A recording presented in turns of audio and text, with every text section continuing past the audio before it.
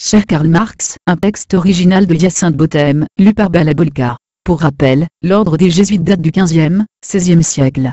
Dissidence de l'Église catholique, ils parviennent à s'en extirper pour mieux en contrôler l'œcuménisme, ainsi que les textes anciens qui doivent être révélés aux croyants leur est de connivence avec le pouvoir royal. C'est l'une des sociétés secrètes les plus complexes et des plus organisées. Christophe Colomb en était lui-même membre durant la conquête du Nouveau Monde. C'est pour dire le niveau d'influence de cette société dans la géopolitique mondiale. Il est encore plus intéressant d'observer les doctrines et les rituels jésuites. Il s'inspire de diverses écoles gnostiques anciennement égyptiennes, perses, méditerranéennes, palestiniennes etc.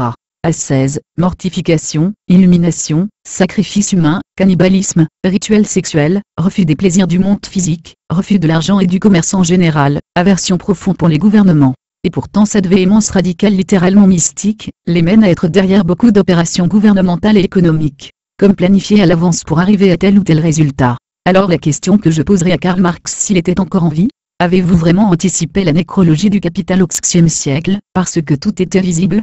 Ou alors était-ce un argument de plus, pour dissimuler votre rôle d'agent faisant partie des Illuminés, avec pour objectif de révéler l'agenda politique à l'intelligentsia systémique pour diffuser à grande échelle, et à ciel ouvert, l'agenda du nouvel ordre mondial? Quelque chose ne va pas dans votre équation, les jésuites sont impliqués à un très haut degré étatique, et pourtant ils n'ont pas pour objectif d'avoir plus d'argent. Il semble qu'ici l'argent soit seulement l'opium du peuple, une religion. Mais vous n'avez jamais attaqué la religion, comme vous avez attaqué l'argent. Par conséquent, je doute de votre sincérité quant à votre projet d'abolition de l'argent, comme condition nécessaire d'émancipation humaine, puisque les jésuites n'ont pas pour objectif l'argent. Demain il n'y aura plus d'argent, mais il y aura toujours des jésuites, tout à fait préparés car leur doctrine leur apprend à vivre sans. Alors que nous avez-vous caché, que votre perroquet cousin ne nous dit pas? Il me semble que l'argent n'est pas qu'un rapport social, mais un argument qui s'est imposé par la force, le contrôle mental dès l'enfance, et qui est soudainement en train de disparaître dans sa forme liquide, puis bientôt scripturaire, comme si chaque crise le faisait non seulement muter, mais aussi disparaître en renforçant paradoxalement les armes de domination de ce système qu'est le nôtre, jusqu'à ce qu'il puisse se passer d'argent et d'une quelconque forme de transaction pour exploiter notre énergie.